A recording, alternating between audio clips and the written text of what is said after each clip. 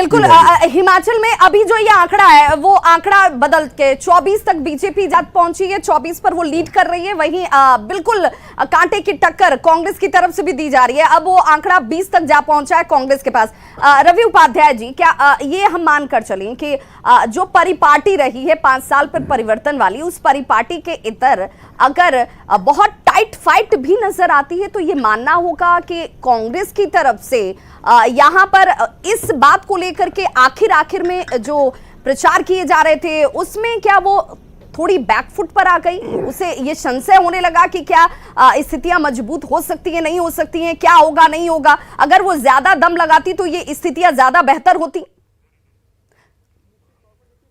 और देखिए postal ballot counting जो है वो सबसे पहले बैलेट की ही काउंटिंग जो है वो शुरू हुई और उसके साथ अब ईवीएम के वोट की भी गिनती जो है वो शुरू हो चुकी है। कुर्नी में वोटों की गिनती की शुरुआत हो चुकी है। बीजेपी और महागठबंधन में यहां पर कड़ा मुकाबला है और इसीलिए अब आपको जानकारी ये देते चले कि मनोज कुशवाहा और केदार गुप्ता इनके बीच में जब कड़ा मुकाबला माना जा रहा है तो यहां पर अब ईवीएम के वोटों की गिनती की शुरुआत की जा चुकी है। और इसीलिए अब जब माना जा रहा है कि ईवीएम के जब वोटों की गिनती शुरू हो चुकी है तो अब आंकड़े जो हैं वो अब सामने आने शुरू हो जाएंगे। वोटों का मार्जिन जो है वो तय करेगा कि किस रूप में यहां पर स्थितियां साफ नजर आती हैं। हमारे सहयोगी प्रफुल्ल लगातार हमारे साथ ग्राउंड जीरो से बने हुए हैं। प्रफुल्ल, जरा बताइए क्या जानकारी इस वक्त लेटेस्ट आ रही है?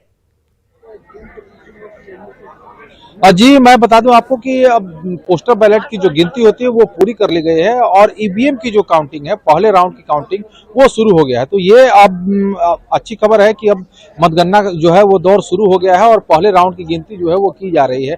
कुछ देर में ही जो पहला रुझान जो है वो आ जाएगा, जिसके बाद स्थिति जो है वो स्पष्ट हो जाएगी कि ये चुनाव जो है किस तरफ गया और किन के पक्ष में ये सारे आंकड़े जो हैं वो जा रहे हैं। लेकिन फिलहाल जो है अभी ये अपडेट है, न्यूज़ 18 अपने दर्शकों को ये अपडेट दे रहा है कि कुरहनी विधानसभा उपचुनाव के वोटों की जो गिनती है वो आरडीएस कॉलेज मतगणना केंद्र पर शुरू हो गया और पहले राउंड की गिनती जो है वो शुरू कर दी गई है। पोस्टल बैलेट की जो गिनती थी वो समाप्त हो गई है, लेकिन उसका अभी रिजल्ट सामने नहीं आया क्योंकि उसको उसकी काउंटिंग करने में और कंपाइल करने में समय लगता है। इसलिए अब जो कुछ देर में वो भी सामने आ जाएगा, लेकिन फिलहाल जो है पहले राउंड की काउंटिंग जो है वो शुरू हो चुकी है। जी बिल्कुल, तो पहले राउंड की काउंटिंग की शुरुआत हो चुकी है और इस पहले राउंड की गिनती जैसे ही कंप्लीट होगी, यानी कि पहले राउंड की गिनती की शुरुआत के साथ जैसे ही आंकड़े अब आपके सामने आने शुरू हो जाएंगे कि कौन आगे बढ़ रहा है, कौन लीड कर रहा है, किसने बढ़त बनाई और शुरुआत किसकी तरफ से लीड के साथ शुरू की गई है, ये बहुत महत्वपूर्ण हो जाता है। ईवीएम के पहले राउंड की गिनती की शुरुआत की जा चुकी है और कुर्नी के